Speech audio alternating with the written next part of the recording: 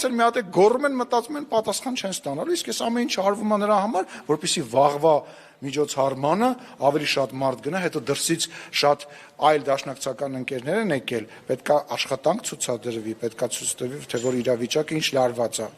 Տեսակ, որ որևիցե կապ, որևիցե բովանդակություն, որևիցե բան գոյություն չունի այդ ասացից, սա հերթական սուտն է, հերթական մանիպուլյացիան է,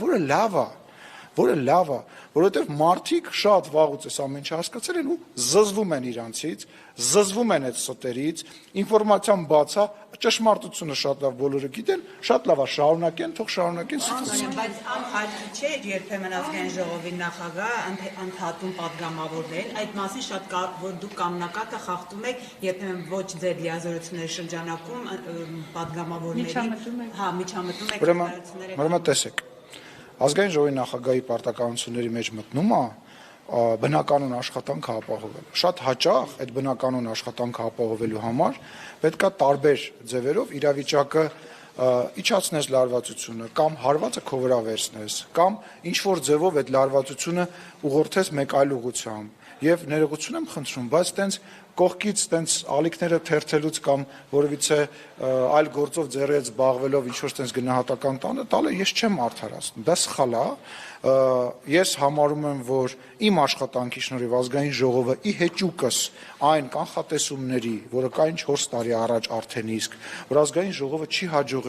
չի հաջողելու, որ նիստեր չեն կայանալու, ազգային ժողովը շատ լավ աշխատում է, ազգային ժողովի նիստերը շատ լավ տեղի են ունենում եւ ընդդիմության ամբողջ նպատակը իրանց գոյությունը դահլիճում արդարացնելն է։ Ախր դուք մոռանում եք, հիմա իրանց թվում է, որ մարդիկ են մոռանում, որ իրանք չասեցին, որ իրանք վերադառնում են իրանց օրակարգով։ Սեփական ինչքան ժամանակ անց է, խնդրում եմ, դուք գրեթե բոլորդ ընդդիմադիր լրատվամիջոցներ ներկայացնող լրագրողներ կասեք 2 տարի անց, որն է այդ ընդդիմադիրների օրակարգը։